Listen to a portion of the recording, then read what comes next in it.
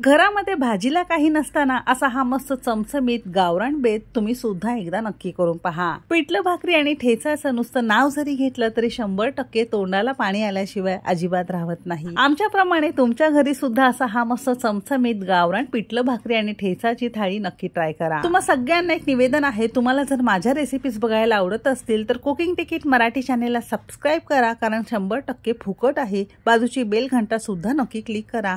त्याने काय होतं माहिती का, माझ्या सगळ्या रेसिपीचे नोटिफिकेशन सगळ्यात पहिल्यांदा तुमच्या मोबाईलवर येतील आणि माझे सगळे रेसिपी न चुकता तुम्हाला पहिल्यांदा पाहता येतील। रेसिपी भरपूर टिप्ससह तुमच्यासोबत मी शेअर केलेली आहे, म्हणून ती अगदी शेवटपर्यंत नक्की पहा।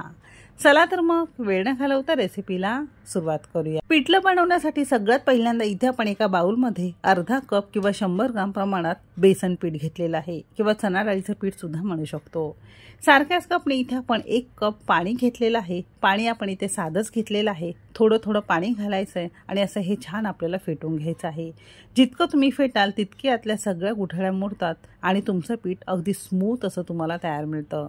गुठळ्या अजिबात न ठेवता असं हे पीठ आपण छान एकजीव करून घेतलेलं आहे। 2 मिनिटांसाठी बाजूला ठेवून देणार आहोत। आता गावरान पद्धतीचं पिठलं बनवतो आहोत, त्यासाठी गावरान वाटण आपण या खलबत्त्यात तयार करणार आहोत।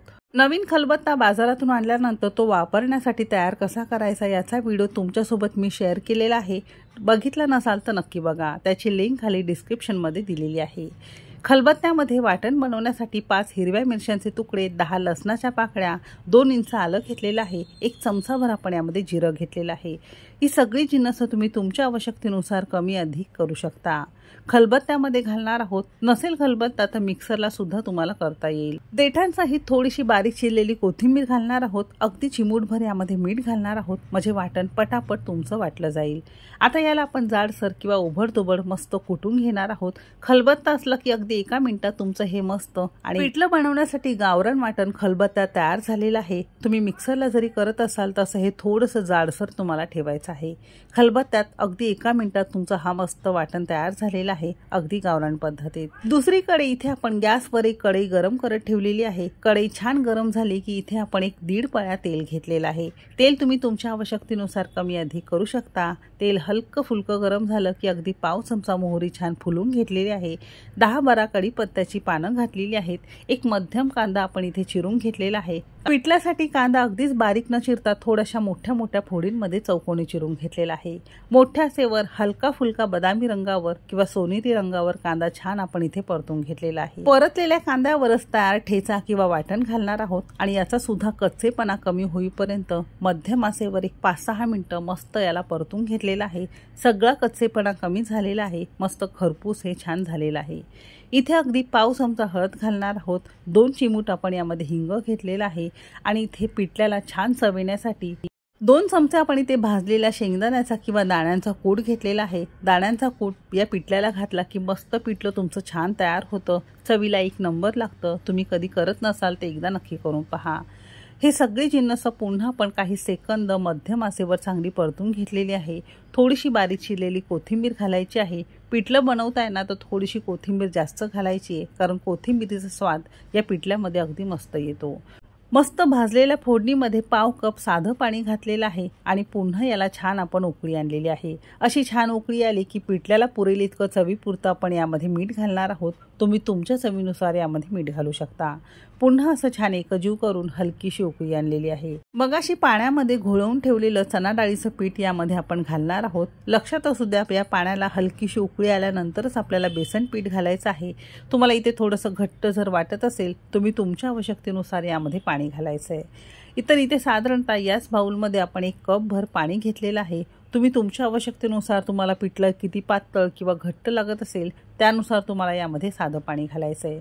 इतकं पिठलं तयार करण्यासाठी साधारणतः माझ्या मते 2 कप आपण इथे पाणी वापरलेलं आहे।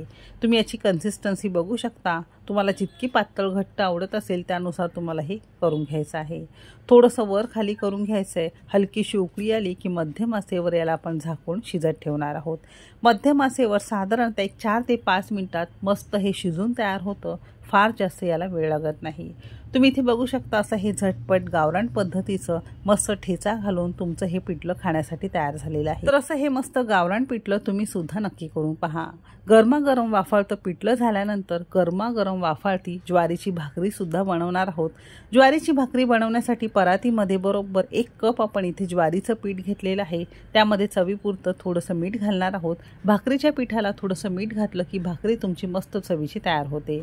ज्वारीचं पीठ थोडंसं माझं जुनं होतं म्हणून इथे आपण गरम पाण्यामध्ये हे पीठ भिजवून घेणार आहोत। असं केलं की काय होतं माहितीये का, बऱ्याचदा जुनं पीठ असल्यामुळे भाकरी थापताना चिरल्या जातात, नीट थापल्या जात नाही। अशा वेळेस बेस्ट ऑप्शन म्हणजे ज्वारीच्या पिठाला गरम पाणी घाला, चमचाने थोडंसं वर खाली करून घ्यायचं जेणेकरून हाताला चटका लागू नये। पीठ हलकंसं कोमट झालं की हाताने आपण हे छान मळता येतं। 1 कप पिठासाठी साधारणतः अर्धा ते पाऊण कप आपल्याला इथे पाणी लागू शकतं। तुम्हाला थोडं कमी जास्त जरी लागलं तरी सुद्धा चालू शकेल। पाणी घातलं की असं हे छान चोळून आपल्याला मळून घ्यायचं आहे। बाकी भाकरीच्या पिठाच्या तुलनेत ज्वारीच्या पिठाला थोडंसं जास्त मळावं लागतं तरच तुमची भाकरी एकदम सॉफ्ट तयार होते। तर असं हे छान जोर लावत गरजेपुरतं थोडं पाणी घालत असं हे छान आपण भिजवून घेतलंय। हाताच्या या भागाने आपल्याला असं हे घासून परातीवर आपल्याला करून घ्यायचंय। गरज वाटली तर थोडंसं पाणी घालायचंय जेणेकरून हाताला आणि परातीला पीठ चिटकून बसू नये। तर या भागाने आपण हे पीठ मस्त सॉफ्ट करून घेतलेला आहे। अगदी मऊसूत कापसासारखा याचा गोळा झालेला आहे। पीठ भिजवताना खूप जास्त घट्ट नको किंवा खूप जास्त सैलसर नको।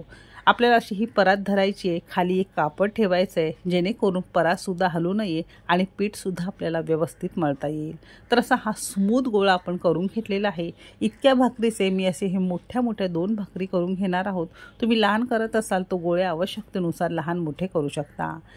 पीठ जर तुमचं 100% सॉफ्ट मळलं गेलेलं असेल तर अजिबात तुमचं कितीही जुनं पीठ असेल तरी सुद्धा बिलकुल चिरलं जात नाही। थोडंसं ज्वारीचं पीठ परातीवर पसरून घेणार आहोत। हाताला पीठ लावायचं आहे जेणेकरून हाताला पीठ चिटकू नये। हातावर अशी पारी करून घेतलेली आहे। हात जितका तुम्ही पिठाने घोळवून घ्याल तितकी मस्त असेल, भाकरी थापायला अगदी सोयीस्कर असेल। आता बऱ्याच जणांना 2 हाताने भाकरी थापायची सवय असते। हाताच्या या 5 बोटाने मी एकाच हाताने ही भाकरी थापत असते। अधूनमधून भाकरीचा खालचा बेस थोडासा पिठाने घोळवून घ्यायचा आहे जेणेकरून भाकरीच्या खालच्या तळाला व्यवस्थित पीठ चिटकून बसेल आणि अजिबात परातीला ती चिटकून बसणार नाही। कडेपासूनच बोटांच्या मदतीने आपण सुरुवातीला भाकरी छान थापून घेतलेली आहे आणि नंतर काय करायचं आहे, हाताला पुन्हा पीठ लावायचं आहे आणि हाताच्या या गुळगुळीत भागाने एकसारखी आपल्याला भाकरी थापून घ्यायची आहे। म्हणजे कुठे आपल्या हाताचे ठसे वगैरे आले असतील तर याने व्यवस्थित कव्हर होतात। भाकरी खूप जास्त जाड नको किंवा खूप जास्त पातळ नको। पिठाची बाजू जी असते ना ती वरच्या बाजूला तव्यावर घालायची आहे आणि वर असं आपल्याला पाणी घालायचं आहे। असं केलं की भाकरी अजिबात तुमची चिरली जात नाही। तुम्ही इथे बघू शकता भाजी कडेला अजिबात चिरलेली तुम्हाला दिसत नसेल। परफेक्ट भाकरी मस्त थापून झालेली आहे। मोठ्या आचेवर 1 मिनिटभरासाठी वरची बाजू थोडीशी कोरडी सुकी होईपर्यंत आपण भाजून घेतलेली आहे। बाजू उलथून घ्यायची आहे आणि दुसऱ्या बाजूने सुद्धा मोठ्या आचेवरच भाकरी एकसारखी आपण मस्त भाजून घेणार आहोत। तुम्ही इथे बघू शकता भाकरी मस्त फुलायला तयार झालेली आहे। आता हे भाकरीचं पीठ साधारणतः दिवाळीच्या आधी मी करून ठेवलेलं होतं। थोडंसं जुनं होतं तरी सुद्धा तुम्ही इथे बघू शकता तुमची ही ज्वारीची भाकरी परफेक्ट अशी तयार झालेली आहे।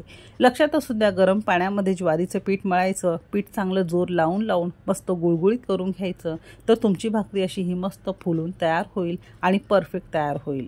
ज्वारीची भाकरी आवडत नसेल तर कोणत्याही पिठाची भाकरी तुम्ही याऐवजी या पिठल्याबरोबर खाऊ शकता। तर अशी ही मस्त गरमागरम पापुद्रीवाली तुमची भाकरी तयार झालेली आहे। पिठलं भाकरी झाले, ठेचा तर असलाच पाहिजे। ठेचा कसा करायचा त्याचा सुद्धा शॉर्ट व्हिडिओ तुम्हाला मी सांगते। ज्या तव्यामध्ये तुम्ही भाकरी करताना त्यामध्येच तुम्हाला 5-6 हिरव्या मिरच्या तुकडे करून घालायचं आहे। अख्ख्या घालाल तर ते तोंडावर उडेल। थोडंसं सुरुवातीला तेल न घालता भाजून घेतलेलं आहे। 1 मिनिटानंतर थोड्याशा मिरच्या भाजल्या की यामध्ये 1 चमचाभर आपण तेल घेतलेलं आहे। थोडंसं आपण याला भाजून घेणार आहोत। इथे आपण अर्धा चमचा जिरं घेणार आहोत आणि जिरं सुद्धा मस्त आपण भाजून घेणार आहोत।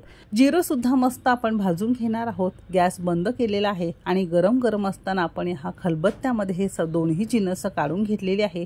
तुम्ही तव्यावर जरी हे चेचून घेतलं तरी सुद्धा चालू शकेल। चवीपुरतं मीठ घेतलेलं आहे। तर खलबत्त्यावर थोडंसं जाडसर आपण याला असं फिरवून घेतलेलं आहे। मोठ्या मोठ्या मिरच्या अशा छान भाजल्यानंतर इथे आपण 2 चमचे भाजलेल्या दाण्यांचा किंवा शेंगदाण्याचा कूट घातलेला आहे। तुम्ही भाजलेले शेंगदाणे जरी घातले तरी सुद्धा चालू शकेल। ठेचा बनवताना एक मोठी चूक झाली ती काय माहिती का, मिरच्या भाजताना त्यामध्ये 5-6 लसणाच्या पाकळ्या सुद्धा घालायच्या होत्या। लसणाच्या पाकळ्या घालणं माझ्याकडून राहून गेलं, तर मी काय केलं, त्याच तव्यामध्ये थोडंसं तेल घालून 5-6 लसणाच्या पाकळ्या थोड्याशा परतून घेतल्या आणि यामध्ये घातलेल्या आहेत, थोड्याशा जाडसर कुटून घेतलेल्या आहे। ठेचा खूप जास्त तिखट होऊ नये म्हणून थोडासा लिंबाचा रस पिळून घेतलाय, जाडसर असा मस्त करून घेतलेला आहे। असा हा तुमचा ठेचा खाण्यासाठी तयार झालेला आहे। तर घरामध्ये भाजीला काहीच नसताना भाजीपेक्षा सुंदर मस्त चमचमीत गावरान बेत तुम्ही सुद्धा नक्की करून पहा। गॅरंटीने सांगते, अगदी लहानांपासून मोठ्यांपर्यंत सगळ्यांनाच खूप जास्त आवडेल। गरमागरम वाफाळतं पिठलं घेतलेलं आहे, भाकरी घेतलेली आहे, कांदा आहे, मिरच्या आहेत आणि इथे आपण लसणाची सुकी चटणी सुद्धा बनवलेली आहे। लसणाची सुकी चटणी कशी बनवायची त्याची रेसिपी शेअर ऑलरेडी केलेली आहे, त्याची लिंक खाली डिस्क्रिप्शनमध्ये दिलेली आहे। आणि मस्त गरमागरम भरपूर पापुद्रेवाली तुमची ही ज्वारीची भाकरी सुद्धा तयार झालेली आहे। तर असा हा मस्त गावरान चमचमीत आणि झटपट होणारा बेत नक्की करून पहा आणि तो कसा झालाय मला कमेंट करायला अजिबात विसरू नका। तुम्हाला माझ्या रेसिपीज कशा वाटतात ते सुद्धा नक्की सांगा। चॅनेलवर नवीन असाल, अजून तुम्ही चॅनेल सबस्क्राईब केलं नसेल तर पटकन कुकिंग तिकीट मराठी चॅनेलला सबस्क्राईब करा आणि बाजूची बेल घंटा सुद्धा नक्की क्लिक करा। रेसिपी कोणत्या शहरातून बघताय कमेंट करायला अजिबात विसरू नका। चला तर मग भेटू एक मस्त आणि जबरदस्त रेसिपी सोबत। तोपर्यंत मस्त खा आणि स्वस्त रहा।